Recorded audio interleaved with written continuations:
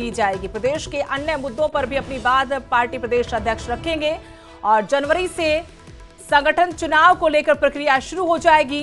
करीब 7 राज्यों में अध्यक्ष बदलने हैं और जानकारी ऐसी कि जल्द ही बीजेपी राष्ट्रीय अध्यक्ष का भी नए अध्यक्ष का भी चयन करेगी।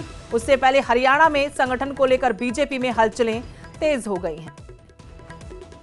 मेरे सहयोगी अंकित उदानी इसी खबर पर जानकारी के साथ जुड़े हैं। अंकित, हरियाणा बीजेपी अध्यक्ष मोहनलाल बड़ौली की प्रेस कॉन्फ्रेंस है और संगठन को लेकर जिस तरीके से खबरें आ रही कि बीजेपी संगठन चुनाव को लेकर कमर कस चुकी है, काफी महत्वपूर्ण ये जानना कि किस तरीके से निकाय चुनाव से पहले बीजेपी अपनी तैयारी में लगी है।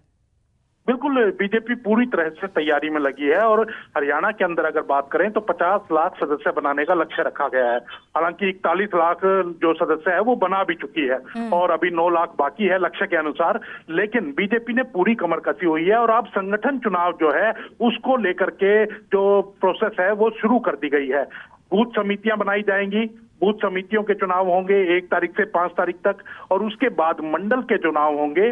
जो मंडल 376 मंडल अब की बार बीजेपी ने बनाए हैं पूरे हरियाणा के अंदर, तो उन मंडल के चुनाव होते हुए नजर आएंगे, मंडल के अध्यक्ष बनते हुए नजर आएंगे। फिर उसके बाद जिला अध्यक्ष बनेंगे, फिर प्रदेश अध्यक्ष बनेंगे और राष्ट्रीय अध्यक्ष। तो कहीं ना कहीं राष्ट्रीय अध्यक्ष पहले भी बन सकते हैं। तो कहीं ना कहीं जो है संगठन चुनाव को लेकर बीजेपी पूरी तरह से कमर कसे हुए है और यही कहीं ना कहीं रीढ़ की हड्डी है बीजेपी की, क्योंकि हम देख रहे हैं कि कांग्रेस जो है पिछले 10 सालों से अपना संगठन तक नहीं बना पाई है। एक लिस्ट जारी होती है और उसी के बाद थोड़े दिन के बाद ही उस पर रोक लगा दी जाती है आपसी गुटबाजी के कारण। अभी तुरंत ही हमने देखा कि जिला इंचार्जों की घोषणा की गई और उसके बाद तुरंत रोक लगा दी गई।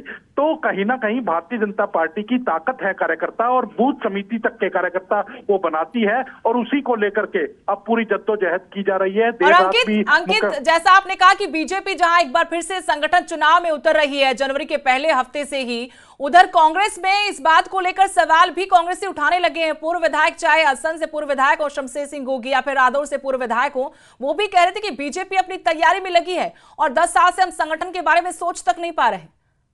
बिल्कुल, इसमें कोई दो राय नहीं है, क्योंकि कांग्रेस अभी भी गुटबाजी के अंदर उलझी हुई है, जबकि भारतीय जनता पार्टी उससे कहीं आगे निकल करके जहां बूथ तक के अध्यक्ष बना रही है, मंडल के अध्यक्ष बना रही है और उसके बाद जिला अध्यक्ष और फिर प्रदेश अध्यक्ष और राष्ट्रीय अध्यक्ष, पूरी एक परिपाटी जो चलती है वो उसमें बनाने में कामयाब हो रही है। वहीं अभी जिला इंचार्ज में ही फंसे हुए हैं। एक लिस्ट जारी हुई थी और उस लिस्ट पर ही रोक लगा दी गई। प्रदेश अध्यक्ष ने जारी की, प्रभारी ने रोक लगा दी, कहा कि मेरे से डिस्कस नहीं की गई।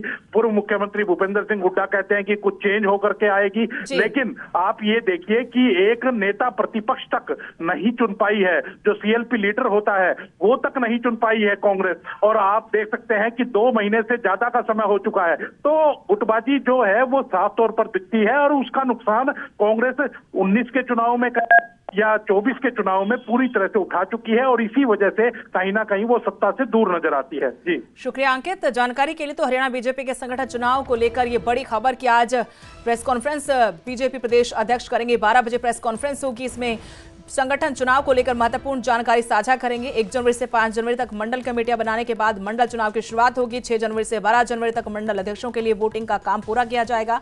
सूबे में 376 मंडल हैं, इन्हीं में से चुनाव कराए जाएंगे। यानी स्थानीय निकाय चुनावों से पहले बीजेपी संगठन चुनाव में उतरेगी। पार्टी की मजबूती के लिए जो शहरी सरकार का चुनाव है काफी महत्वपूर्ण चुनाव है, जहां बीजेपी अपने संगठन के चुनाव में कमर कस चुकी है, तो वहीं कांग्रेस में अभी सिर्फ आरोप प्रत्यारोप ही लगा